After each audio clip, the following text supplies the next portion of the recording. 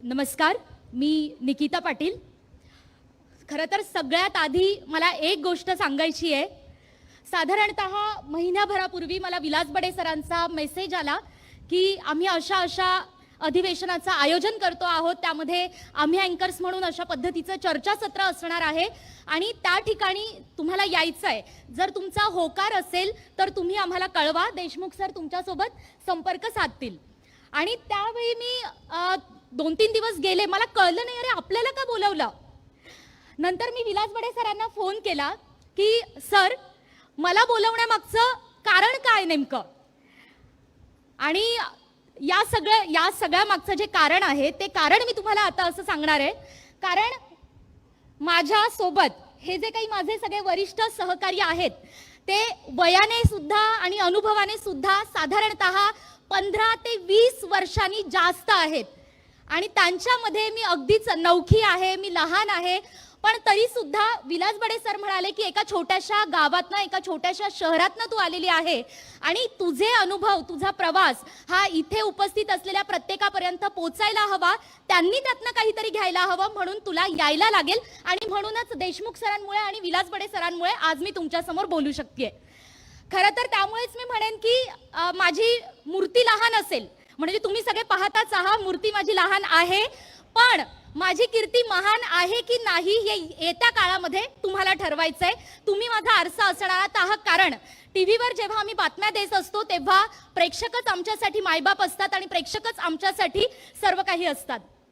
आता सुरुवातीला सरांनी सांगितलं की तुमचा प्रवास तुम्हाला मांडायचा आहे. माझा प्रवास, मी पुण्या मुंबईतनं आलेली नाहीये, मी पुण्या मुंबईमध्ये फार शिकलेली नाहीये. मी पुणे विद्यापीठामध्ये एम ए पॉलिटिकल सायन्सला मी ॲडमिशन घेतली, पण मी एम ए पॉलिटिकल सायन्स सुद्धा मी पूर्ण केलेलं नाहीये. म्हणजे पुण्यात मी शिकलीच नाहीये असं पकडा. दुसरं असं महत्त्वाचं, मी जर्नलिझमचा कोणताही कोर्स केलेला नाहीये. मग तुम्हाला प्रश्न पडला असेल, ही मुलगी इथे नेमकी पोचली कशी, पत्रकार ही नेमकी पत्रकार झाली कशी, आणि आज पत्रकार होऊन पत्रकारांसाठीच्या इतक्या महत्त्वाच्या अधिवेशनामध्ये ही नेमकी बोलते कशी आहे. तर याची सुरुवात झाली मी पहिलीमध्ये असताना. ती अशी झाली की मला वक्तृत्व आणि वादविवाद स्पर्धा करायची प्रचंड आवड. आणि पहिलीमध्ये असताना मी माझ्या आयुष्यातली पहिली वक्तृत्व स्पर्धा केली. विषय होता 2 ऑक्टोबर, अर्थातच महात्मा गांधीजींची जयंती आणि लाल बहादूर शास्त्रीजींची जयंती. आता तुम्हा आम्हाला सगळ्यांना गांधीजी खूपच परिचित आहेत, जरा जास्तच परिचित आहेत. आणि लाल बहादूर शास्त्री त्या मानानं, मला असं वाटतं, माझं वैयक्तिक मत आहे की जयंतीच्या निमित्तानं असो अथवा पुण्यतिथीच्या निमित्तानं असो, ते काहीसे दुर्लक्षित राहिलेले आहेत.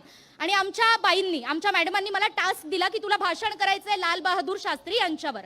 आता घरामध्ये माझे वडील फक्त 10वी शिकलेले, 10वी नापास, आणि आई 9वी नापास.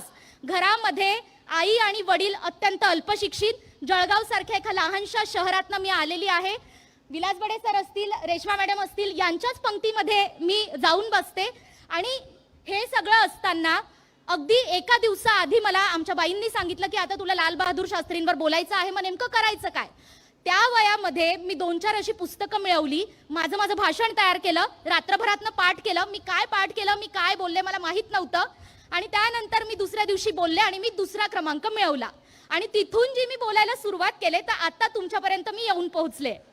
आणि या सगळ्यामध्ये ज्याला टर्निंग पॉइंट आपण म्हणतो, की आपल्या बोलण्यामध्ये नेमकी किती ताकद आहे आणि आपल्या बोलण्यामुळे आपण काय काय बदलू शकतो, आपल्या बोलण्याला किंमत किती आहे, हे मला पडताळून पाहण्याची संधी मिळाली. मी ज्या वेळेला माझ्या इंजिनिअरिंगच्या, अर्थात इंजिनिअरिंग डिप्लोमाच्या फर्स्ट इयरला असताना, अर्थात ती सुद्धा एक ट्रॅजेडी आहे की एक इंजिनिअरिंग शिकणारी मुलगी पत्रकारितेमध्ये येते कशी. यापैकी तुमच्यापैकी बरेच जण ते अनुभवी असतील. जसं अनुपमा मॅडम म्हणाल्या की ॲक्सिडेंटल पत्रकार, तशी मी ॲक्सिडेंटल पत्रकार आहे हे मी मान्य करते. तर तो किस्सा असा होता की त्यावेळी म्हणजे साधारणतः 2012-13च्या आसपास महाराष्ट्र राज्याच्या पाणीपुरवठा आणि स्वच्छता विभागाकडून एक वक्तृत्व स्पर्धा भरवली जायची, स्वच्छता मित्र वक्तृत्व करंडक स्पर्धा. आणि त्या स्पर्धेचं विशेष असं होतं की 2010 साली वय वर्ष 16, स्पर्धेचं बक्षीस होतं तालुका स्तरावर पहिलं बक्षीस 5,000 रुपये, जिल्हा स्तरावर 11,000 रुपये, आणि तिथे तुमची निवड झाली तर प्रथम क्रमांकाला राज्य स्तरावर प्रतिनिधित्व करायची संधी मिळायची. आणि 2012-13 साली त्या स्पर्धेचं पहिलं बक्षीस होतं तब्बल 51,000 रुपये. आणि ती स्पर्धा जर तुम्ही जिंकलात तर तुमच्या अकाउंटला जमा होतील जवळपास 86,000 रुपये. कॅल्क्युलेशन करा, कदाचित माझं चुकू शकतं कारण गणित माझं तेवढं फारसं पक्क नाहीये, तुम्ही समजून घ्या. तर जवळपास 80 ते 85,000 रुपये तुमच्या अकाउंटला आणि 80 ते 85,000 रुपये वय वर्ष 16व्या वर्षी सलग 2 वेळा जिंकणारी एकमेव विद्यार्थिनी मी त्या वर्षी ठरले होते. ज्यावेळी मला आठवतं अजूनही, त्यावेळी पाणीपुरवठा मंत्री होते बबनराव लोणीकर आणि त्यांच्या हस्ते मी ते बक्षीस स्वीकारलं होतं. पुण्यामध्ये कृषी विद्यापीठात ती स्पर्धा झाली आणि त्या ठिकाणी मी बक्षीस स्वीकारत होते. माझ्यासोबत जिल्हा परिषदेचे कोऑर्डिनेटर माझ्यासोबत होते आणि या व्यासपीठावर सुद्धा मला भरून येत आहे कारण मी व्यासपीठावर ज्यावेळी बक्षीस स्वीकारायला गेले तेव्हा माझा बाप घरी डोळ्यातनं अश्रू ढाळत रडत होता कारण माझ्या अकाउंटला 86,000 रुपये जमा झाले होते. ते माझ्या बापानं कधी आयुष्यात पाहिलेही नव्हते एकाच वेळी. आणि तिथून जी सुरुवात झाली, मग आपल्या बोलण्याला नेमकी काय किंमत आहे, आपण काय करू शकतो, हे सगळं मला कळत गेलं.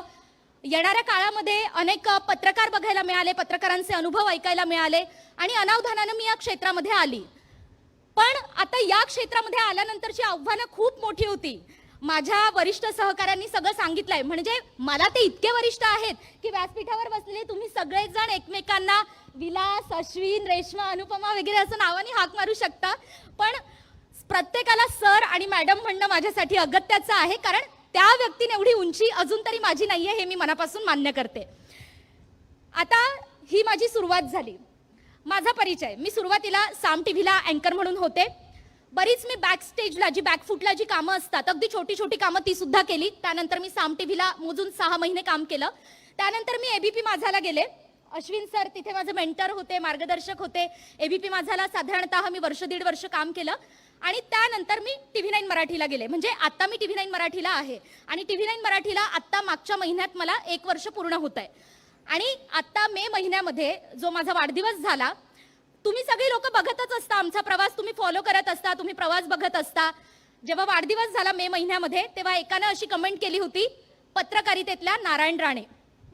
दर 6 महिन्याला, दर 1 वर्षाला या चॅनल बदलतात, या पत्रकारितेतल्या नारायण राणे. सॉरी, मला राजकीय विषयाकडे मला जायचं नाहीये किंवा कुणावर मला प्रत्यक्ष अशी टीका करायची नाहीये, पण हे असतं अँकरना जे काय झेलावं लागतं, जे काय पेलावं लागतं, जे काय उचलावं लागतं, ते हे असं सगळं असतं.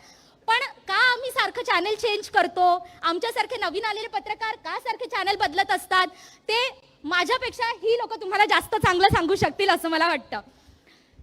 आता मी माझा जो काही आधीचा प्रवास होता तो तुमच्या समोर मांडलेला आहे आणि आता पत्रकारितेमध्ये आल्यानंतर मला नेमकी काय आव्हानं मला वाटतात ती मला सांगावीशी वाटतात. खरं तर अँकर्स आणि रिपोर्टर्स असे ढोबळमानाने आपण 2 गट करतो.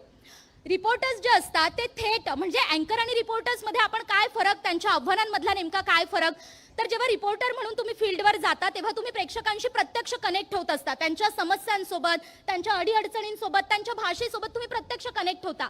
त्यामुळे त्यांच्यासोबत संवाद साधण्यासाठी मला असं वाटतं की तुम्ही तुलनेने कम्फर्टेबल असता.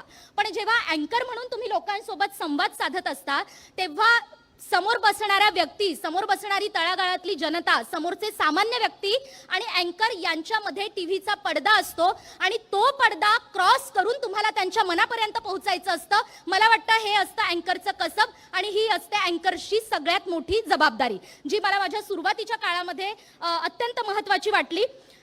तर या सगळ्या अनेक महत्त्वाच्या गोष्टी हाताळता अनेक छोट्या गोष्टी सुद्धा असतात की लोक तुम्हाला इतकं बारकाईने टिपत असतात. मी एक छोटासा किस्सा सांगते. अगदी साधारणतः 8 दिवसापूर्वीची गोष्ट असेल. मी नुकतंच एक डिजिटलला एक नवीन उपक्रम सुरू केलेला आहे, मॉर्निंग मोटिवेशन म्हणून. रोज तुम्ही बऱ्यापैकी तुमच्यापैकी ऐकत असाल की नमस्कार, तुम्ही पाहताय मॉर्निंग मोटिवेशन अँकर निकिता पाटील सोबत वगैरे वगैरे, आणि तुमची सकाळ सुंदर करण्यासाठी अमुक अमुक कोटेशन, अमुक अमुक कवितेच्या लाईन्स वगैरे वगैरे. तर त्याच्यामध्ये साधारणतः 8 दिवसापूर्वी मी एक व्हिडिओ पोस्ट केला आणि तो व्हिडिओ पाहिल्यानंतर मला एका बाईंचा मला मेसेज आला. त्या बाई मला असं म्हणाल्या की मॅडम तुम्ही ना खूप छान करता, तुम्ही खूप छान बोलता, आम्हाला ना रोज आम्ही वाट बघत असतो की तुमचा मॉर्निंग मोटिवेशनचे कोट्स आम्हाला कधी ऐकायला मिळतील. पण ना तुम्हाला एक सांगायचं आहे मॅडम थोडंसं, तुम्ही ना तुम्ही बोलता वगैरे छान होतं, तुमचे हावभाव वगैरे सगळं छान होतं, पण माझं ना सारखं लक्ष ना तुमच्या बोटांकडे जात होतं. मी म्हटलं आता काय माझ्या बोटांकडे का लक्ष जात असेल, तर मॅडम तुमची ना ती नेलपेंट ना जरा अर्धवट होती आणि जरा निघालेली तुमची नेलपेंट होती, तर तुम्ही ना ती नेलपेंट जरा व्यवस्थित लावत जा, कारण माझं ना सारखं लक्ष तिकडे जात होतं. तर सांगायचा मुद्दा हा आहे की तुम्ही अँकरिंग करताना तुम्ही बसता कशा, तुम्ही दिसता कशा, तुम्ही असता कशा, इव्हन तुम्ही हसता कशा, इथपर्यंत लोकांचं लक्ष असतं आणि महिला अँकर्सकडे तर जरा जास्तच असतं. आणि आणि हे तुम्हा सगळ्यांना आणखी नव्यानं सांगण्याची काही गरज नाहीये. त्यामुळे कधी कधी आम्हा अँकर लोकांना पण असं वाटतं की अरे आपल्याला कोण बघतंय, आपल्याला तर बोलायचंच आहे फक्त. नमस्कार, मी निकिता पाटील, एक छोटासा ब्रेक घेऊयात, किंवा मग नमस्कार आता आपण इथेच थांबतोय, नंतर येऊयात. मध्ये तर महाफास्ट न्यूजच असतात, सुपरफास्ट न्यूजच असतात, कोण बघतंय आपल्याला. पण असं नसतं. तुम्ही जेवढे केवढे 4 ते 5 सेकंद तुम्ही टीव्हीवर असता, प्रत्येक व्यक्ती तुम्हाला निरीक्षण करत असते, हे मला नव्यानं आता या ठिकाणी कळतं आहे.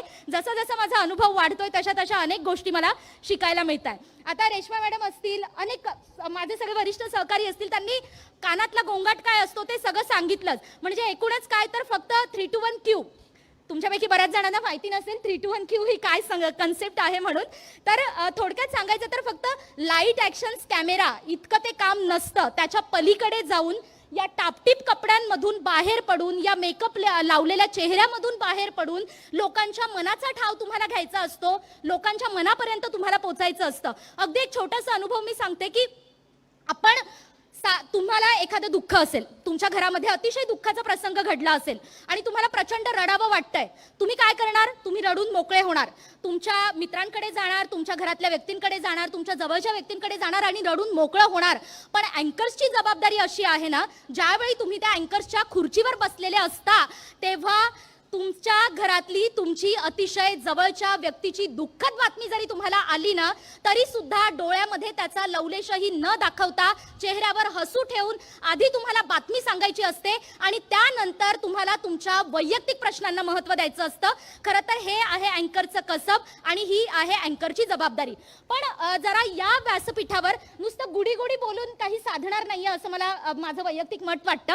म्हणून नव्याने आलेल्या अँकर्सचं नेमकं काय तर मी असं सांगू इच्छिन की असं म्हणतात की फिजिक्समध्ये एक लॉ आहे. फिजिक्समध्ये असा तो लॉ आहे की ज्यावेळी एखादी अवजड गोष्ट असते तेव्हा तुम्ही त्या गोष्टीला उचलू शकत नाही. एखादी अवजड गोष्ट तुम्ही उचलू शकत नाही, मग करायचं काय तर त्या गोष्टीला तुम्ही ढकलायचं. फोर्स म्हणून फिजिक्सचा हा लॉ आहे आणि जर तुम्ही त्या गोष्टीला उचलण्याऐवजी तुम्ही ढकललं तर ती इझिली पुढे जाईल.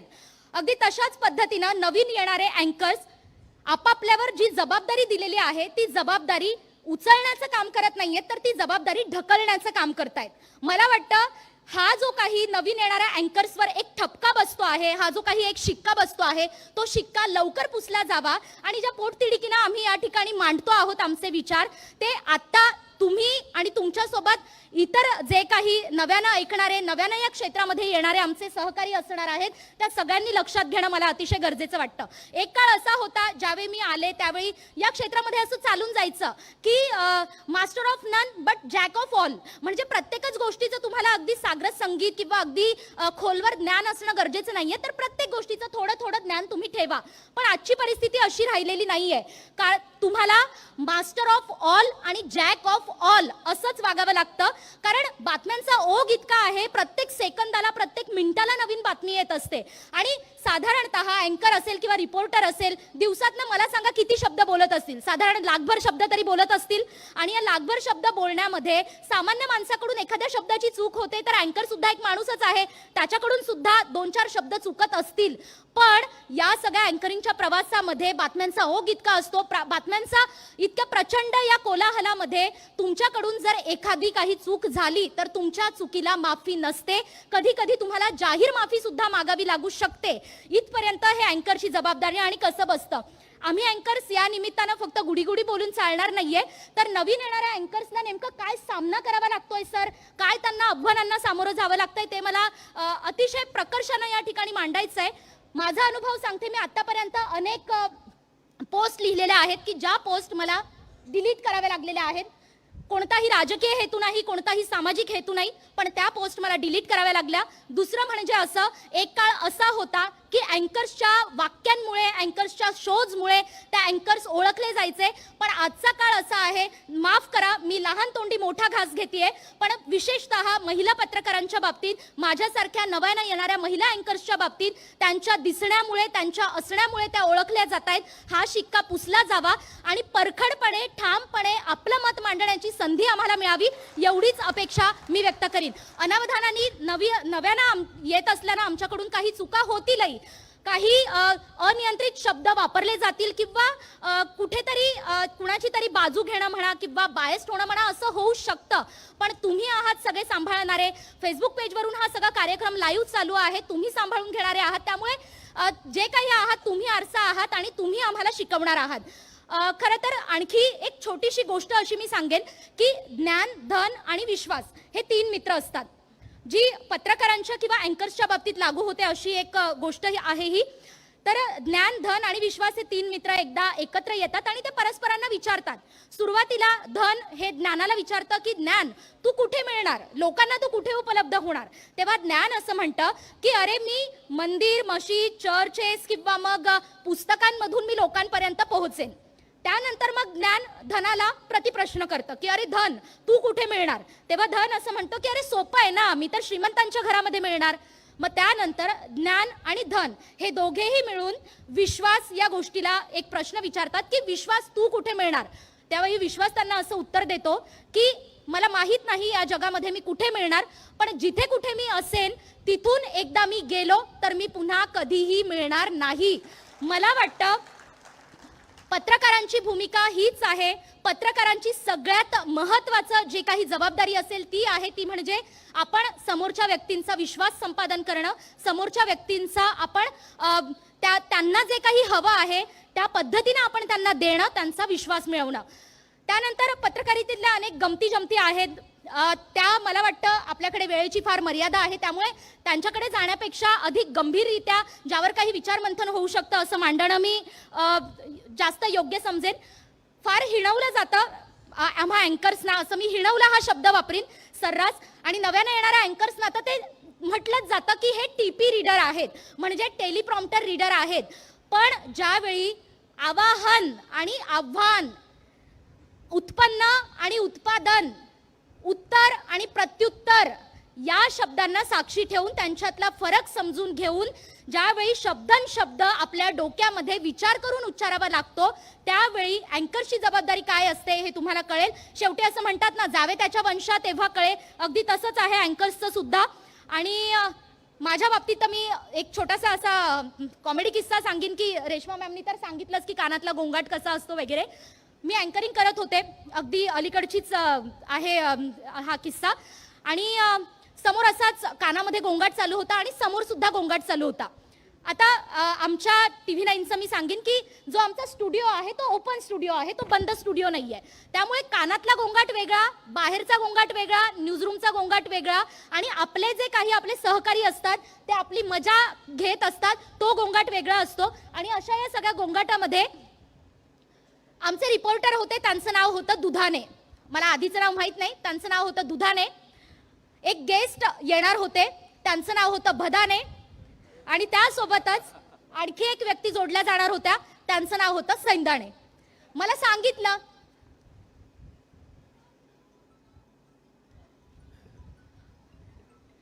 सांगितलं की या व्यक्ती आपल्यासोबत जोडल्या जाणार आहेत. माझी गोची अशी झाली, दुधाणेंना भदाणे, भदाणेंना सैंदाणे आणि सैंदाणेंना समथिंग दुधाणे. आता लोकांना राग येतो प्रचंड की अरे आम्ही यांना वेळ दिलेला आहे आणि यांना आमचं नाव सुद्धा घेता येत नाही. आणि त्यावेळेला दुधाणेंनी असं सांगितलं की या मॅडमना आमचं नावच घेता आलं नाही, आता आम्ही आमची प्रतिक्रिया देणारच नाही. आणि मग त्यानंतर झालं ते काय, तुम्ही सगळेजण कल्पना करू शकता की त्यानंतर नेमकं काय झालं असणार. तर या सगळ्या प्रसंगातून सुद्धा आम्हाला जावं लागतं. आणि या सगळ्यामध्ये एक मोठं आव्हान असं असतं की ज्यावेळी तुम्ही रिपोर्टर्स असता त्यावेळी बोलीभाषेतून तुम्ही बोलीभाषेतले असता आणि बोलीभाषा बोलणाऱ्या लोकांसोबत तुम्हाला कनेक्ट व्हायचं असतं. पण अँकर्सवर एक अप्रत्यक्ष दडपण असं असतं की प्रमाण भाषा वापरून त्यांना बोली भाषेतल्या लोकांसोबत कनेक्ट व्हायचं असतं. हे आणखी एक आव्हान आहे, ते आव्हान पेलावं लागतं. माझ्या आतापर्यंतच्या अँकरिंगच्या थोड्या वर्षातला एक अतिशय किस्सा, अतिशय भावनिक आणि जो मला पुढे आयुष्यभर मी लक्षात ठेवणार आहे, तो मी फक्त सांगीन आणि माझे 2 शब्द मी आवर्ते घेईन. ज्यावेळी तळईची दुर्घटना झाली होती, तळई दुर्घटना, त्या ठिकाणी दरड कोसळली आणि कित्येक नाहक जीवांचा त्या ठिकाणी बळी गेला. तुम्ही सगळ्यांनी ती गोष्ट अनुभवली, पाहिली टीव्हीच्या पडद्यावर. त्यांचं रडणं, त्यांच्या वेदना, ते सगळं आपण काही अनुभवलं. आणि मी अँकरिंग करत होते आणि अँकरिंग करताना माझ्या समोर एक प्रसंग आला. त्या बाळाचे वडील होते, 6 महिन्यांचं ते बाळ होतं. त्या ठिकाणी ते दरड आणि तो चिखल हटवण्याचं काम सुरू होतं. ते वडील प्रत्यक्ष त्या ठिकाणी उपस्थित होते आणि वडिलांनी ज्यावेळी चिखल बाजूला केला तेव्हा त्या वडिलांच्या हातामध्ये आपल्या स्वतःच्या 6 महिन्यांच्या बाळाचा मृतदेह आला आणि ती अँकरिंग मला करावी लागणार होती. क्षणभर मी थांबले, मी आवंढा गिळला आणि त्यानंतर मी फक्त 2च वाक्य बोलले. पुढे जे काही होतं ते प्रेक्षकांपर्यंत पोहोचत होतं. सांगायचा मुद्दा एवढाच आहे की तुमच्या भावभावनांना अँकरिंग करताना कोणताही थारा नसतो. तुम्हाला कितीही दुःख झालं तरी सुद्धा तुम्हाला प्रेक्षकांपर्यंत पोचायचं असतं. आपण सगळेजण खूप ताटकळलेले आहात, बराच वेळ झालेला आहे. तेव्हा शेवटी जाताना मी फक्त इतकंच सांगीन की आम्हा नव्यानं येणाऱ्या अँकर्सकडून, नव्यानं येणाऱ्या पत्रकारांकडून तुम्हा लोकांना खूप अपेक्षा असतील. त्यांच्यासाठी मी फक्त एक छोटीखानी गोष्ट सांगीन की एक चिमणी असते, एक घर असतं आणि त्या घरामध्ये मोठी अशी आग लागते आणि त्या घरामध्ये त्या चिमणीचं सुद्धा घरटं असतं आणि त्या घरट्यालाही आग लागते. आता घरातली प्रत्येक व्यक्ती आग विझवण्याचा प्रयत्न करत असते, पाणी टाकून ते आग विझवण्याचा प्रयत्न करत असते आणि ती चिमणी सुद्धा मग आपल्या चोचीतनं थोडं पाणी आणते आणि त्या आगीवर टाकत असते. त्या चिमणीच्या त्या प्रयत्नांकडे पाहून एक कावळा तिला असं म्हणतो की अगं तू वेडी आहेस का? तुझ्या या एवढ्याशा चोचीतनं थेंब पाणी आणून तू टाकतेस, त्या थेंब पाण्यातनं कधी आग विझणार आहे का? तुझे हे प्रयत्न निष्फळ जातील, तुझे हे प्रयत्न कुचकामी ठरतील. तर त्यावेळी ती चिमणी त्या कावळ्याला असं उत्तर देते की मला माहिती आहे माझे प्रयत्न निष्फळ ठरणार आहेत, माझे प्रयत्न कदाचित कुचकामी ठरतील, माझ्या प्रयत्नातून आग विझणार नाही, या थेंब पाण्यातनं आग विझणार नाही. पण जेव्हा केव्हा इतिहासामध्ये या आगीची नोंद घेतली जाईल तेव्हा माझं नाव आग लावणाऱ्यांमध्ये नाही, आग विझवणाऱ्यांमध्ये असेल आणि तुझं नाव मात्र आगीचा तमाशा पाहणाऱ्यांमध्ये असेल. मी तुम्हा सगळ्यांना एवढंच सांगीन की मी या साक्षीनं आणि नव्यानं येणाऱ्या माझ्या तरुण पत्रकार बांधवांच्या साक्षीनं मी एवढंच सांगू इच्छिन की कदाचित भविष्यात आमच्याकडून काही चुका होतीलही, पण कधीही आग लावणाऱ्याची भूमिका आम्ही घेणार नाही, तमाशा पाहणाऱ्याची भूमिका आम्ही घेणार नाही, तर आग विझवणाऱ्याची भूमिका आम्ही घेऊ. एवढंच बोलते आणि माझी 2 शब्द संपवते. तुमची रजा घेते. धन्यवाद.